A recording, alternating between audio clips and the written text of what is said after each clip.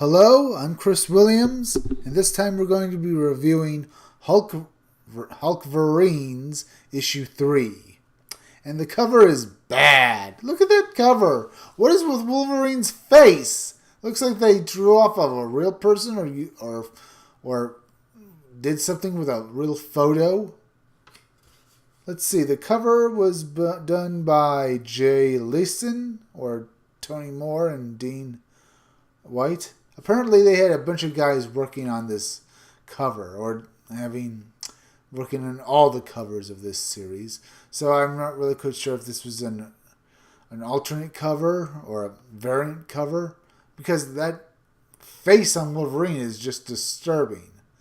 Now, he's green and the Hulk is green and they all have claws. It's just stupid. And they apparently Weapon H can't see anything because he's going in a different direction than they are as they rush at him.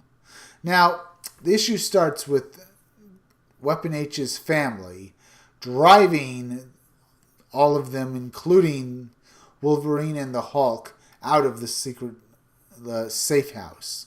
Now, Weapon H's wife's mother doesn't really like Weapon H. She thinks he's an insane monster. Well, not a monster as being evil, as basically just being an insane lunatic, Well, she worries about her daughter and her grandkids, and that the life Weapon H leads could lead her family into danger.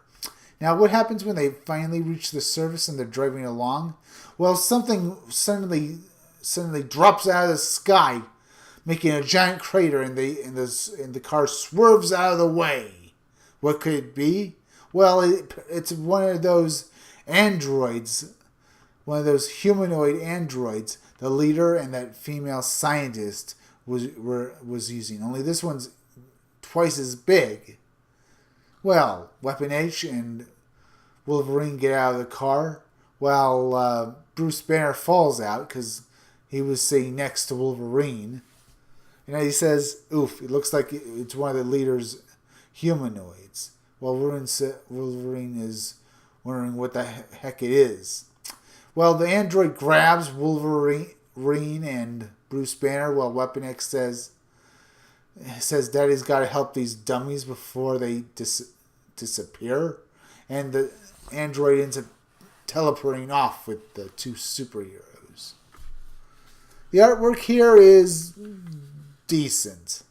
It was by Ariel Amadato, and it is decent. Here we see the leader flirting with the scientist who created Weapon H. I don't bother to go learn her name. If she appears again and is a lover with the leader, well, I might dare to learn her name then. I gotta say, it's really good character development for her and the leader. The relationship here reminds me of Silver Age comics. The supervillains being kind of the mad scientists being kind of whimsical.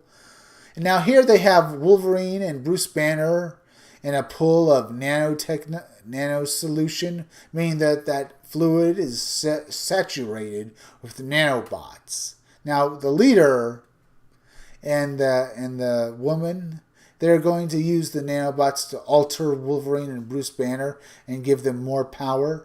Oh yeah, the solution is also apparently irradiated with gamma radiation. And they decide that both of them together will pull the switch, and they do. And the leader says, "Well, Alana, why don't we share the moment?" Apparently this woman's name is Dr. Alana. Okay, Dr. Alana and the leader do it. And what happens next is that Wolverine and Hulk are transformed into Hulkverines. And as I said last issue, they look nothing like the art that Garula Villanova made. And they look rather derpy. It's just the Hulk with claws. And Wolverine is now bigger and greener. It's very stupid. and I really don't like it.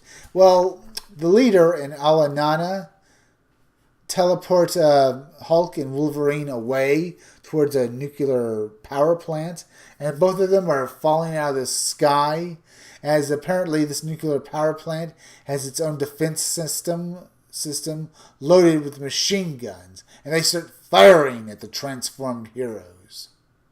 The guns do absolutely nothing to either of them, and they are really stupid looking. This is about as good looking as they can get, with the hulking out here, and both of them grah, while Dr. Alanana and the leader look on and smiling, and they say it might actually kill them. Maybe. I think they are just humoring each other here. The gun platforms are doing absolutely nothing to Hulk and Wolverine, or what, Hulk and Wolverine Hulk. What they do is they cause a small nuclear explosion, or at least an explosion. I don't think you should be so close to that, leader. I mean, okay, yeah, you're radioactive, so it won't kill you, but what about your new girlfriend? As you can see, Hulk and Wolverine pull themselves out of the debris while screaming like maniacs. Well, the Hulk is screaming "Rah!" like a maniac, and then they end up eyeing each other, and they end up attacking each other with their claws out, trying to rip each other to shreds.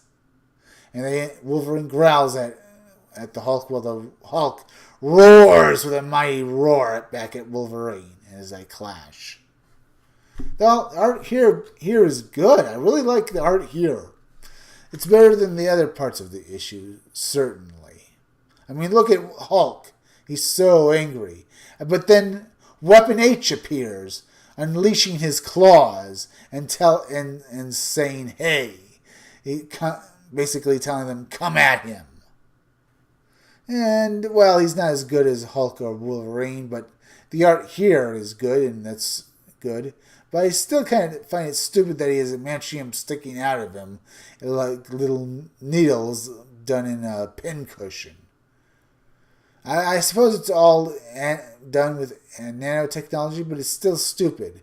The nanotechnology trying to affect a adamantium skeleton would probably do more damage than the actual nano solution itself, because it would have to somehow bend and twist a metal that's basically indestructible. Here we can see Aro Amanato's art as Weapon X clashes with the Wolverine Hulk now. Or rather, the real Hulk Wolverine, because he's the original Hulk. As he's getting beaten up, the leader and Alanana just comment on what's happening till Weapon H decides to smile while running towards the two mad scientists, and he jumps up. Well, the leader was going to teleport both of them away, but Weapon H has another ability. He can launch his claws like a harpoon, and he slices the leader's teleporter in half. And they are being yelled at by Weapon H, but they smile and insult him.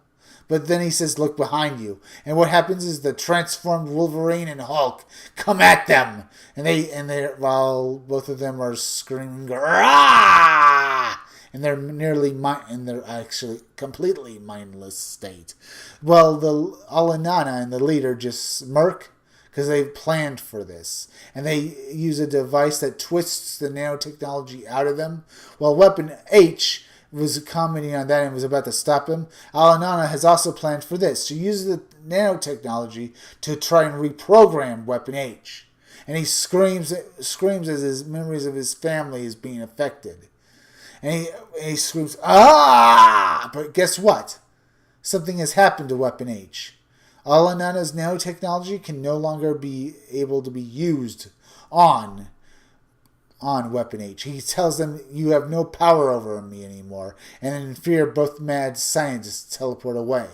Now they grimace and they insult the heroes because the heroes don't know where they are, and they tell them that we'll get them again. But apparently, Leader and Alanana have formed a very good relationship, and the issue ends on them kissing each other. And I gotta say, as I said, this is like something out of the Silver Age of comics, and I'm really enjoying it. I hope this relationship continues onward, but Marvel has recently had a tendency or a bad habit of having relationships suddenly form in series, and when that series ends, it's like the relationship never actually happened. This whole series was mediocre at best. And the only real saving graces was Weapon H's relationship with his family and the relationship between Dr. Alana and the leader. Now that's all I have to say about this. If you like it, buy it, but I wouldn't. I didn't really enjoy it all that much. It was good at best. Now, if you like this review, subscribe. Make sure you're still subscribed. Hit that bell for notifications and leave a like. Also, leave some comments down below. And remember, keep checking back with every new video that I release every day. Because I'm going to eventually release my own independent comic book, Scumdogs. But I'll release it when I get enough subscribers to pay for the Indiegogo to finance it. So keep checking back for more information. I'm Chris Williams. See y'all later.